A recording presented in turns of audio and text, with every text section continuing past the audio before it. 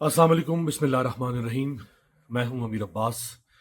2.5 سال سے ریاست نے جو پاکستان کی سیاست میں تجربہ شروع کیا عمران خان کی حکومت ختم کرنے کے بعد، پہلے پی ڈی ایم کی صورت میں، پھر 6 ماہ مرکز میں نگران حکومت کی صورت میں، پھر پنجاب میں 1 سال نگران حکومت کی صورت میں، اور اب 6 ماہ سے دوبارہ مرکز اور پنجاب اور سندھ اور بلوچستان میں پیپلز پارٹی اور نون لیگ کے اتحاد کی صورت میں۔ اس تجربے کی کاسٹ، اس کی پرائس پاکستان کو کیا پے کرنا پڑ رہی ہے، اس کی قیمت پاکستان کو کیا ادا کرنا پڑ رہی ہے۔ پاکستان کی معیشت اس وقت پست ترین درجے پر کھڑی ہے۔ پورے ملک میں لوگ سراپا احتجاج، ٹریڈرز کا احتجاج، پی ڈبلیو ڈی ورکرز کا احتجاج، یوٹیلیٹی سٹورز ورکرز کا احتجاج، سیاسی ہیومن رائٹس ایکٹیوسٹ تو احتجاج کر ہی رہے ہیں۔ ستارہ ٹیکسٹائل ملز، جو کہ نہ صرف پاکستان بلکہ ایشیا کی بڑی ٹیکسٹائل ملز میں سے ایک ہے، وہ 100 یونٹس فیصل آباد میں اپنے بند کر چکی ہے، جس کی وجہ سے ہزاروں لوگ بے روزگار ہو چکے ہیں۔ انہوں نے عمران خان کو اقتدار سے نکالا کہ یہ بہت ناخلف ناہنجار سیاستدان ہے اور حکمران ہے، اور یہ ملک کی معیشت کو تباہ کر رہا ہے۔ عمران خان نے کرونا کے زمانے میں، جب پوری دنیا کی معیشت گھٹنوں پر آ گئی تھی، اس وقت اس نے پاکستان کی معیشت کو سہارا دیا۔ پاکستان دنیا کے ان 8-10 ملکوں میں سے ہے جو سب سے کم متاثر ہوئے کرونا کی وجہ سے، یا کرونا کے بعد جو پوسٹ پینڈیمک حالات پوری دنیا میں بنے۔ ستارہ ٹیکسٹائل ملز پاکستان کا فخر ہے، پاکستان کا اعزاز ہے۔ 1956 سے 70 سال ہو گئے اس کو پاکستان میں کام کرتے ہوئے۔ اس کے 2 مین پروجیکٹس ہیں۔ ایک ہے ستارہ حمزہ، جو پاکستان میں لوکلی کام کرتی ہے، اور ستارہ ٹیکسٹائلز 100% ایکسپورٹس اورینٹڈ مینوفیکچرنگ کر رہی ہے۔ آپ جانتے ہیں پاکستان کا ٹیکسٹائل سیکٹر میں یہ جو ستارہ ٹیکسٹائل ملز کا یونٹ ہے، یہ ہالینڈ، فرانس، امریکہ، اٹلی، اسپین، ساؤتھ امریکہ، برازیل، فلپین، ملائیشیا، انڈونیشیا، دنیا کے 30 سے زیادہ ملکوں میں اپنی پروڈکٹس ایکسپورٹ کر رہا ہے۔ 30 سے زیادہ ملکوں میں۔ عمران خان کے دور میں تو کوئی ستارہ ٹیکسٹائل ملز کے یونٹ بند نہیں ہوئے، یہ آپ کے دور میں بند ہو رہے ہیں۔ اس کے علاوہ ٹوٹل پچھلے 2.5 سالوں کی کارکردگی ان کی ٹوٹل، جو کہ فرانس کی کمپنی ہے، اس کا یہاں پاکستان میں جو اس کا ادارہ ہے وہ ٹوٹل پارکو اپنے 50% شیئرز فروخت کر چکا ہے ان 2.5 سالوں کے اندر۔ ٹیلینور نے $388 ملین میں اپنے آپ کو بیچا اس ملک سے، یہاں اپنی عزت اور جان بچا کے وہ یہاں سے بھاگے۔ $388 ملین میں پاکستان ٹیلی کمیونیکیشن کمپنی کو۔ اسی طرح سے شیل نے 77.8% شیئرز اپنے حصص پاکستان میں فروخت کر دیے، اور وہ بھی یہاں سے اپنی عزت بچا کے بھاگ رہے ہیں۔ جو اس ملک میں کام کر رہا ہے وہ یہاں سے وہ کہتا ہے پیسہ پہ لعنت بھیجو، اپنی عزت بچا کے یہاں سے بھاگو، ورنہ اس ریاست کی جو پالیسیز ہیں یہ نہ آپ کا پیسہ چھوڑیں گی، نہ آپ کا منافع چھوڑیں گی اس ملک میں، نہ آپ کی عزت چھوڑیں گی۔ اور یہ بھی لگے ہوئے ہیں پشت پناہی کرنے پہ ریاست انہی 2 جماعتوں کی، جنہوں نے 2.5 سال میں ملک کا ستیہ ناش کر دیا۔ خیر، ان دونوں کا کیا قصور ہے؟ یہ تو سہولت کاری کر رہے ہیں کسی اور کی۔ ان کی کیا اوقات ہے بیچاروں کی، یہ ملک کو آگے لے کے جائے یا ملک کو پیچھے لے کے جائے؟ یہ تو نہ آگے لے جانے کے نہ پیچھے لے جانے کے ہے۔ آگے لے جانے کا دعویٰ کوئی اور کرتا تھا، پتا آج چلا 78 سال کے بعد کہ اصل میں تو وہ ملک کو پیچھے لے کے جا رہا تھا، آگے تو نہیں لے کے جا رہا تھا۔ یہ اس وقت معیشت کی صورتحال ہے۔ اور اب چونکہ نواز شریف کو یہ سارا نقشہ نظر آ رہا ہے، نواز شریف کی بیٹی پنجاب میں کامیاب نہیں ہو پا رہی سوائے ٹک ٹاک کے، نواز شریف کا بھائی شہباز شریف پرائم منسٹر، دوسری دفعہ پرائم منسٹر بننے کے باوجود یعنی 2 سال ہو گئے ہیں شہباز شریف کو پرائم منسٹر بنے، پہلے 1.5 سال اور اب یہ 6 ماہ۔ اس کے باوجود شہباز شریف قوم کو فیس کرنے کو تیار نہیں۔ پارٹی ساری دبک کے بیٹھ گئی ہے، بلوں میں چلی گئی ہے۔ اب نواز شریف وہ بھی اپنی، جیسے یہاں سے 9 ملٹا نیشنل کمپنیز یہاں سے بھاگی ہیں، 9 ملٹا نیشنل کمپنیز۔ ایک اور سن لیں، فائزر، دنیا کی معتبر نامور فارماسیوٹیکل کمپنی، اس نے کراچی میں اپنے یونٹ، جو کراچی کا اس کا مینوفیکچرنگ یونٹ ہے، وہ سیل کر کے یہاں سے بھاگ چکی، ICI کو۔ ایک طویل فہرست ہے، میں اگر آپ کو گنوانا شروع کروں۔ اب نواز شریف کو کون ریسکیو کرے؟ اسٹیبلشمنٹ نے تو نواز شریف کے ساتھ ہاتھ کر دیا.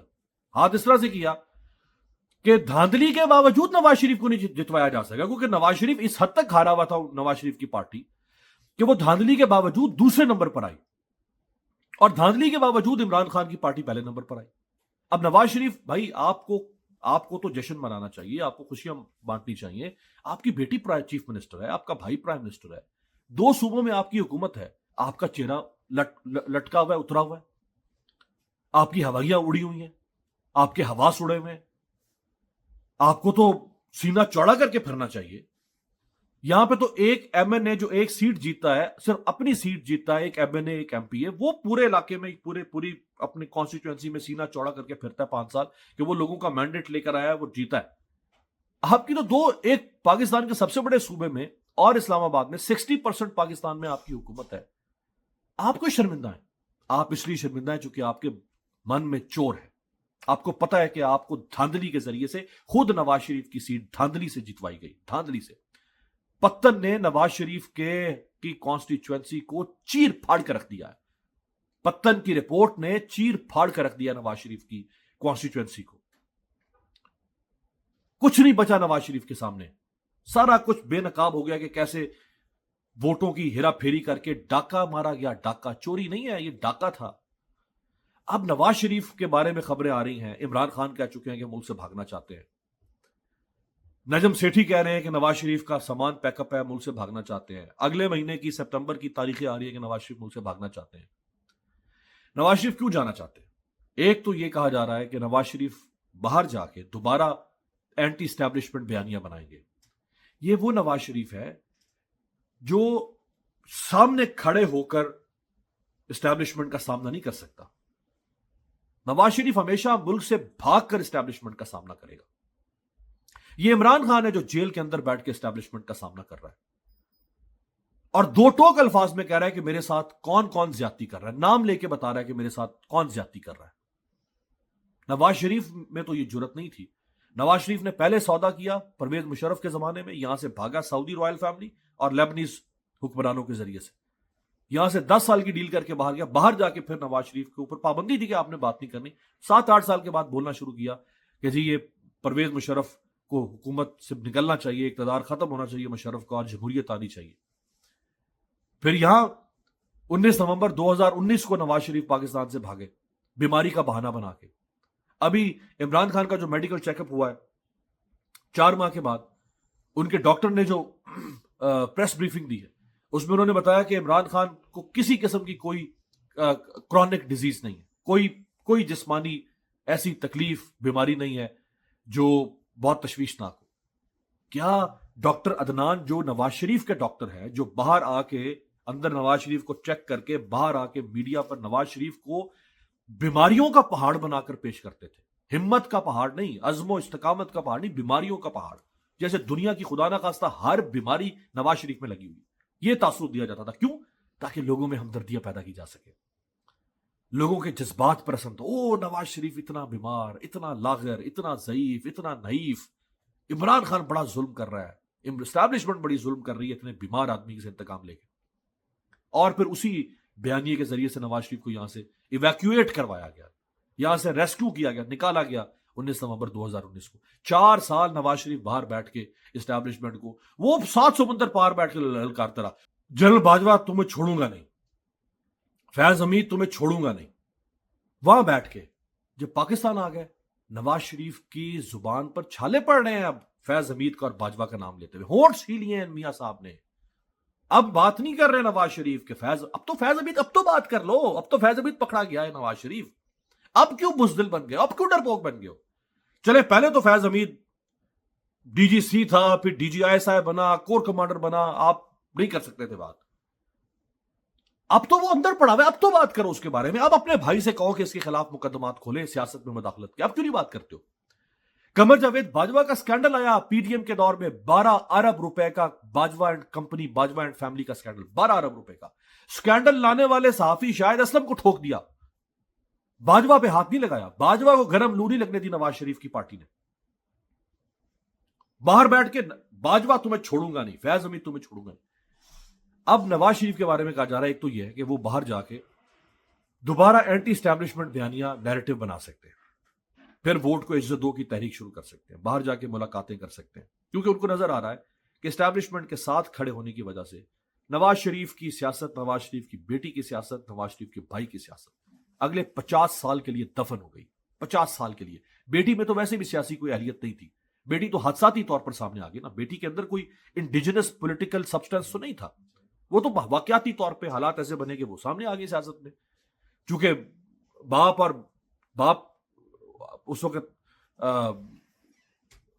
मसाइल में घिरा हुआ था और बेटी जो है वो लीड कर रही थी, बेटी सियासत में आ गई। नवाज शरीफ को इस बात का एहसास है कि इमरान खान की पॉपुलैरिटी गेन हुई है मुजाहमत की वजह से, सिंबल ऑफ रेजिस्टेंस बनने की वजह से, मुजाहमत की अलामत बनने की वजह से। सारा वोट बैंक जो नवाज शरीफ ने कैपिटलाइज किया हुआ था, anti establishment बयानियां, civilian supremacy, champion of democracy, आइन, फलाना ढमकाना, वो सारा का सारा बयानियां नवाज शरीफ का गारत, तबाह बर्बाद, और इमरान खान ने वो सारा बयानियां कैपिटलाइज कर लिया और इमरान खान ने कीमत अदा की है उस बयानिए की। नवाज शरीफ की तरह नहीं कि वहां लंदन में बैठ के तुम्हें छोड़ूंगा नहीं बाजवा, यहां बैठ के जेल के अंदर बैठ के डयाला जेल में 2 कातलाना हमले सह के उसने यहां बैठ के चैलेंज किया है पाकिस्तान के स्टेटस को यहां बैठ के वो सिविलियन सुपरमेसी की बात कर रहा है। यहां बैठ के इमरान खान जेल में 1 साल से ज्यादा हो चुके हैं उसको गिरफ्तार हुए। 5 अगस्त को 1 साल पूरा हो गया था इमरान खान को गिरफ्तार हुए। यहां बैठ के वो पार्टी तोड़वा के अपने खिलाफ गलीज मुकदमात खुलवा कर भी वो यहां बैठ के चैलेंज कर रहा है सिविलियन सुपरमेसी के लिए, डेमोक्रेसी के लिए, कॉन्स्टिट्यूशन के लिए, रूल ऑफ लॉ के लिए। तो अब नवाज शरीफ को पहली बात तो ये कि वो बाहर जाके अपने इस नैरेटिव को दोबारा रिवाइटलाइज करना चाहते हैं, और दूसरा ये कि जब तक वो यहां रहेंगे उन पर प्रेशर रहेगा पब्लिक का, मीडिया का, पार्टी का, कि भाई बोलो बोलो बोलो, गुंग क्यों हो गए हो, गुंग क्यों, बोलो बोलो। लोग पूछ रहे हैं ना सारा दिन, बात क्यों नहीं करता नवाज शरीफ, इंटरव्यूज क्यों नहीं दे रहा, प्रेस कॉन्फ्रेंस क्यों नहीं कर रहा नवाज शरीफ। तो बाहर चला जाएंगे तो ये प्रेशर नवाज शरीफ पर कम हो जाएगा।